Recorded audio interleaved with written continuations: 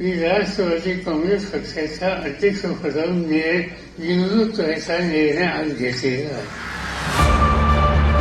अशी नाटकं पवारांनी अनेकदा केली आहे. स्वार्थासाठी आणि स्वतःच्या मुलीच्या प्रेमापोटी शरद पवारांनी स्वतःच्या पक्षाची कशी वाताहत केली याची कहाणी पाहूया आजच्या अध्यायात. पवारांनी अध्यक्षपद सोडलं म्हटल्यावर साहजिकच उत्तराधिकारी कोण या चर्चांनी जोर धरला. समर्थकांनी तर जणू काही आपल्या घरातला व्यक्ती वानप्रस्थाश्रमाला निघाल्यासारखा विलाप केला. पवारांना हाच तर ड्रामा हवा होता. सगळ्यांच्या विनंतीला मान देण्याचं नाटक वगैरे करून पवार पुन्हा एकदा पक्षाचे अध्यक्ष झाले.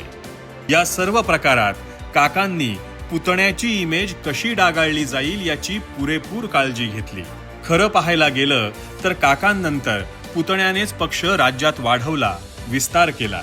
पण सत्तेची चटक लागलेला हा मुंगळा काही खुर्ची सोडणार नाही कळल्यावर पुतण्यानेच पक्षाची धुरा आपल्या हातात घेतली.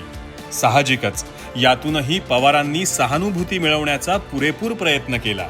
पण इथेही यश फार काळ त्यांच्या पदरात पडलं नाही आणि कलियुगात काकांचं पुत्री प्रेम पक्षाला महागात पडलं. ही कहाणी इथेच संपत नाहीये. पुढचा अध्याय पाहूया उद्या.